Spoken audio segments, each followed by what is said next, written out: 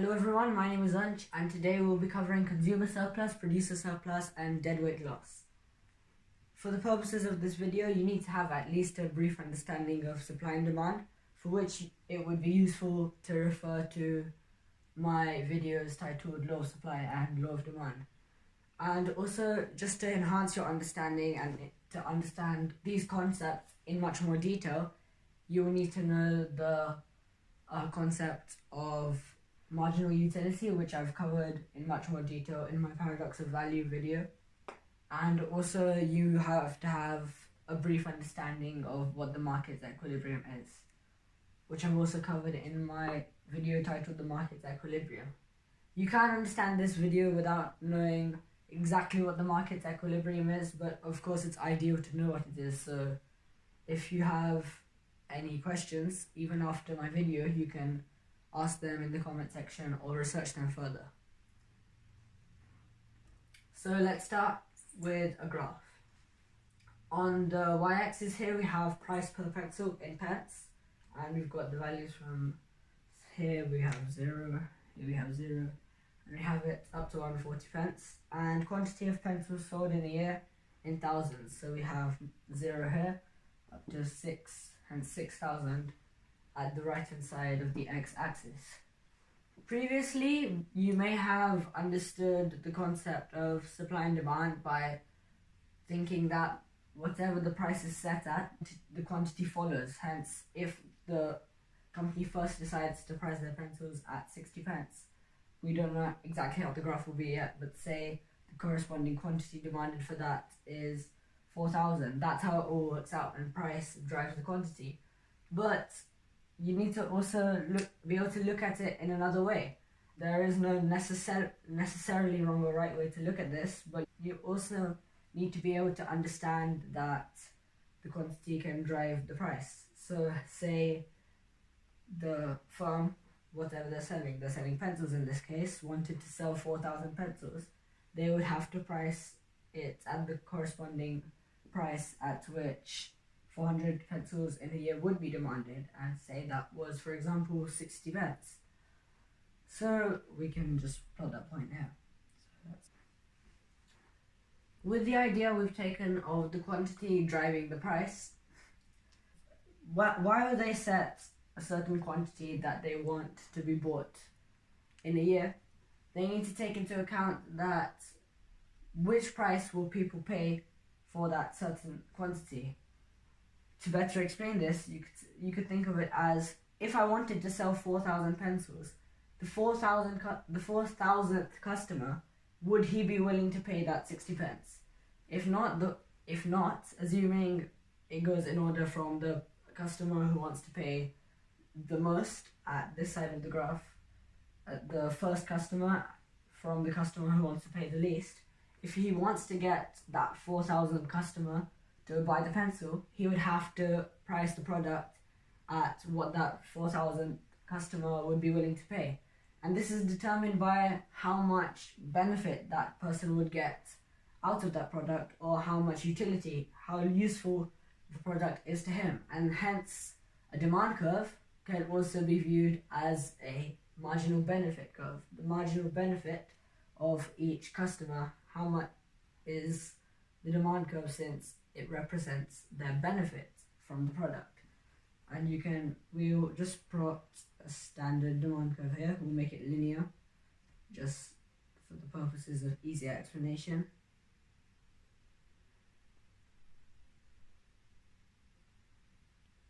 And here we have our demand curve. Just assume that's linear. I know it's not a perfect drawing. And we'll label this marginal benefit curve, since we're now starting to see it as a marginal benefit curve.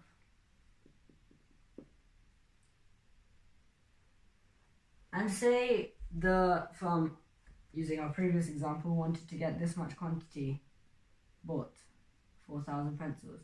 They would have to price it at 60 pence, which means all these 4,000 customers would pay 60 pence. However, you may be thinking, this obviously isn't ideal for the seller, which it isn't, since we can take, for example, that first customer who would be willing to pay just under 140 pence. So surely the seller is losing a lot of the money that could have been made. And this is where the idea of what consumer surplus is comes in. So what we've got on the right here is the definition by Investopedia of what the consumer surplus actually is. And I'll go about first reading this and then explaining it. So consumer surplus is an economic measure of consumer benefits. It's calculated by analysing the difference between what consumers are willing to pay for a good or service relative to the market price, or what they actually do spend on the good or service. Just to clarify, the market price is what a certain product or asset can be sold for in the current market. A consumer surplus occurs when a consumer is willing to pay more for a given product than the current market price. Just focusing on this point here, a consumer surplus occurs when a consumer is willing to pay more for a given product than the current market price. It's exactly what's occurring here. Well, we're seeing that with all these customers, they're willing to pay a higher price for the product that they're getting at 60 pence. They're all willing to pay more than 60 pence, other than the 4,000th customer who is willing to pay that 60 pence, who has just about bought the product because he doesn't have any extra consumer benefits. But consumer benefit is the benefit that all these people are getting since they've got a good deal. And you need to understand that it's not a tangible benefit.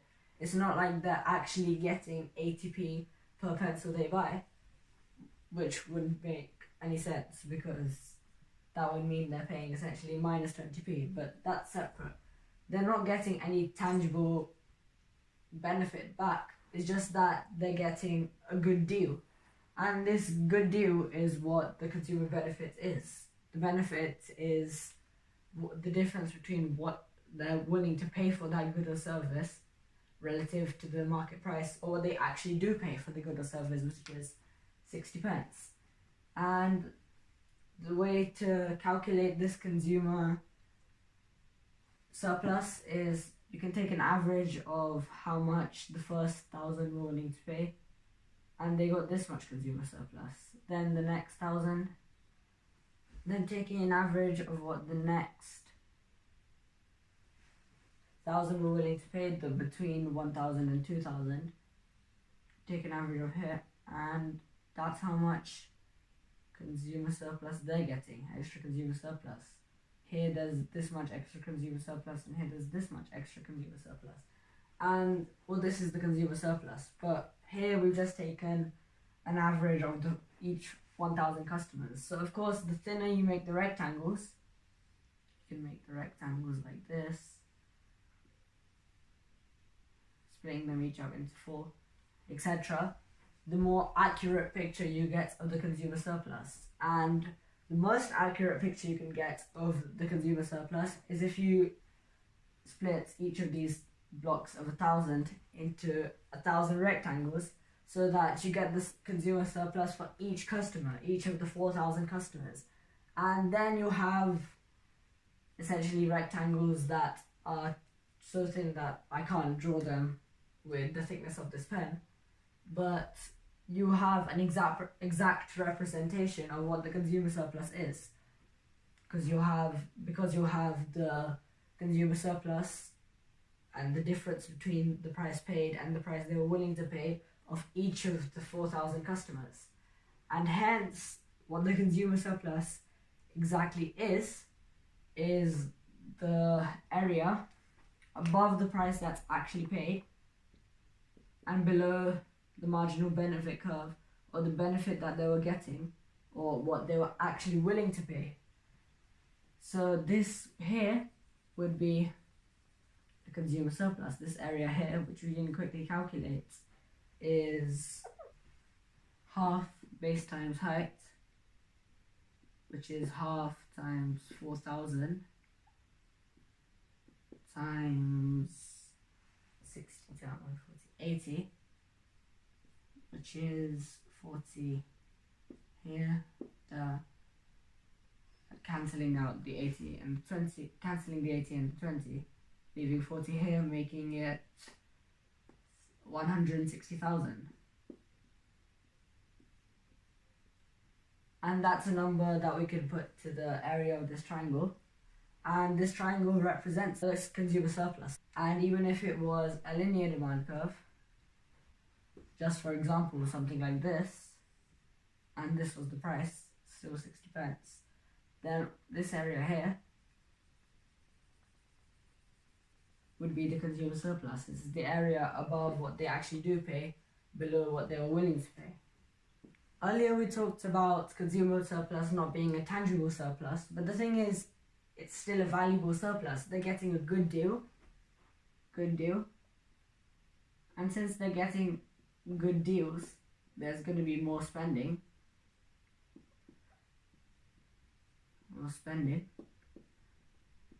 And since they're spending more, people are going to have to produce more. So I'm just going to draw an arrow upwards, increase. That arrow represents increase in production. And hence, the economy grows. Leads to economic growth, since it increases the ability of the economy to produce more. The economy can produce more now. So hence, consumer surplus is good for the economy. We also saw that the consumer surplus is often the area of a shape somewhat like this.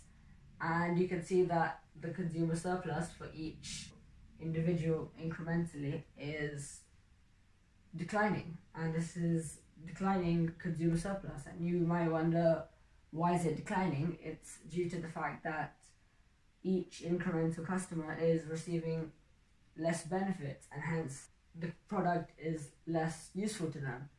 And this is often explained by the law of diminishing marginal utility, since each customer will get since each unit of the product will give less value than the last. And that applies particularly in this example. If you're talking about one person only, say this is their marginal utility curve for packets of crisp, and obviously it's declining, it's going downwards. This was because, say this is the first packet of crisps, you might be hungry, and hence that would be very valuable to you, give you a lot of utility from it and benefit from it. But say if you get to your 10th packet of crisps, you may just be eating for the sake of it, and it wouldn't be as nice since you already enjoyed those other 9 packets of crisps. Since you're hungrier and you had had less of the crisps, so you would enjoy the flavor more. And that explains the law of diminishing marginal utility very briefly, but of course you can cover that. I've covered that in more detail in my video titled The Paradox of Value. And obviously these are different people, not only one person, hence different scenarios, and they receive different utilities, and they receive a different amount of surplus. And hence the declining consumer surplus, because it's in an order from that first customer who was willing to pay the most to the last customer who was willing to pay the least. We've now covered consumer surplus, and now we're going to move on to producer surplus. And what producer surplus is, similar to the fact that a demand curve can be viewed as a marginal benefit curve, a supply curve can also be viewed as a marginal cost curve. And a marginal cost curve, because you can plot the points of, to produce that first pencil, how much would it cost the supplier, and all the way up to how much would it cost the supplier to produce that 6,000 pencil. And for the sake of this, for the purposes of explanation, we're going to make it a linear demand curve, assuming it will cost him the same amount more to produce each incremental pencil. The reason why it would cost less to produce the first 1,000 pencils than it would cost to produce the last 1,000 pencils, and hence why the cost of producing pencils become increasingly more, is because they have to, for example, find less efficient labor, which would, they might pay the same amount to that labor, they might give them the same payments, but they would be less efficient, so they wouldn't get as much work done, being paid that same amount of money, so they would have to pay them more times to get that amount of work done. And also they might have to go further away to find more trees, which would take more time, and also transport costs, etc. Now we're going to look at the marginal cost curve, which we are assuming is linear for the purposes of this explanation. And it's something like that. And that can be viewed as our, I'll label it in blue, marginal cost curve. And to really understand what this is, it is the least amount that the supplier would be willing to accept to produce a certain amount. So say they wanted to sell and hence produce and then sell 4,000 pencils. In this case, they would have to be offered 100 pence for each of those 4,000 pencils, hence 400,000 pence, which is £4,000. And you can look at this for each of the points, to how much they would have to be paid per pencil to produce 6,000, how much they'd have to be paid per pencil to produce 2,000 pencils, for example. And what this is the minimum price they'd be willing to do that accept. And the reason for that is you have to pay them the minimum price to cover up for the opportunity cost, which is what they could earn producing something else. Say with the same amount of labor and everything, they were producing a certain number of pencils for the same cost, or a certain number of pens for the same cost, but they were getting paid more, then they would never produce this amount of pencils because they could use that money to produce pens instead. So you'd need to pay them at least what they could earn somewhere else to convince them to produce this. And say you did want them to produce 4,000 pencils, then you would have to set the price that you would pay them at 100 pence. And we can take an example of a marginal benefit curve. From last time, let's say it looked something like this. Labeling this our marginal, I'll call it the MB curve.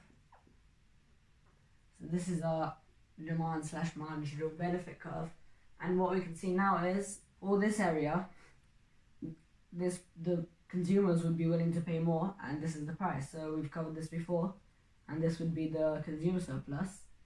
But now we've got something else here. The producers would be willing to supply at this money for all these 3,999. They'd be willing to supply less money for all these 3,999 pencils and that exact money for the 4,000, but they're getting paid more for it. So 1,000 pence for 100 pence for each pencil, and this is all the producer surplus.